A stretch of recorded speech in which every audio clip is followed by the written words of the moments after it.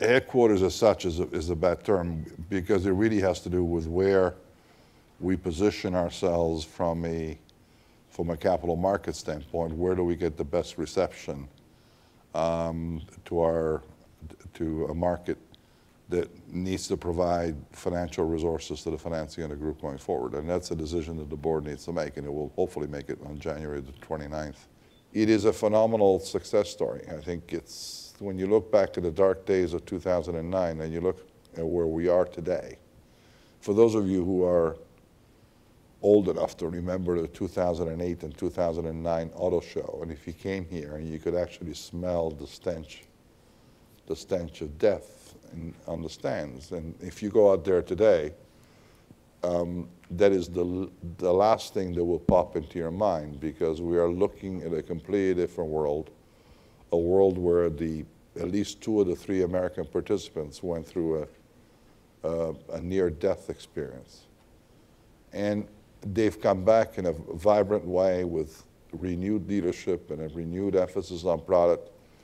There's not a single guy out there, to be perfectly honest, and I include my colleagues out of Ford and General Motors, who would today be ashamed, embarrassed, feel inadequate in matching the quality of the vehicles that come out of the United States against anybody from the competitor class, regardless of origin.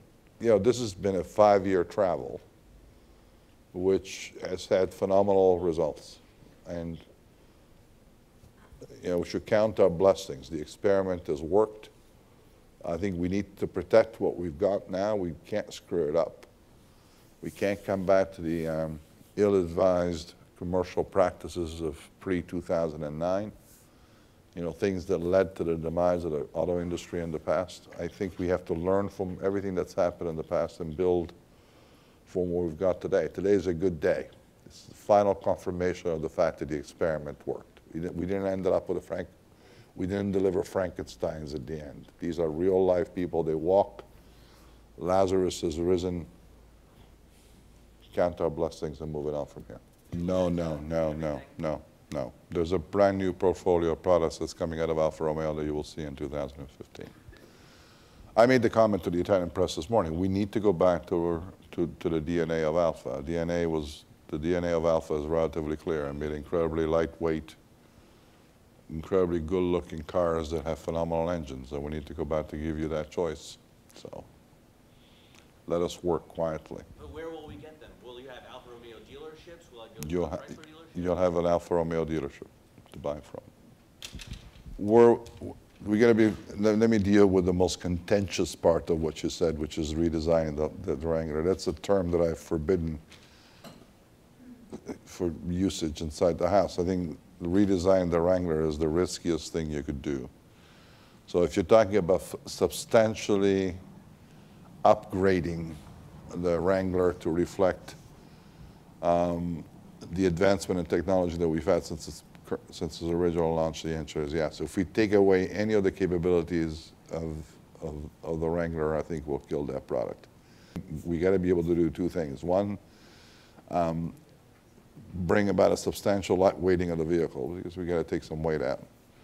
And secondly, we got to improve its powertrain capabilities so that it can do a variety of things with the rest of the powertrain story that we have within the Fiat Chrysler world. And in the process, I think we'll update design and style, but without touching the fundamental elements of the Wrangler. You got to be very, very careful. You can update it, but you can't change it. If you take the nature of the Wrangler out, you'll kill it. Certainly the know-how, capability, and willingness of the combined Fiat Chrysler entity to bring diesel to the U.S. is here. We know it, we understand it.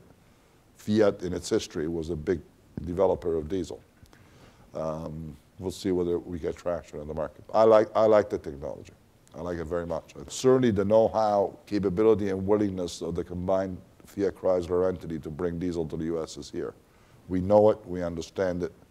Fiat in its history was a big developer of diesel.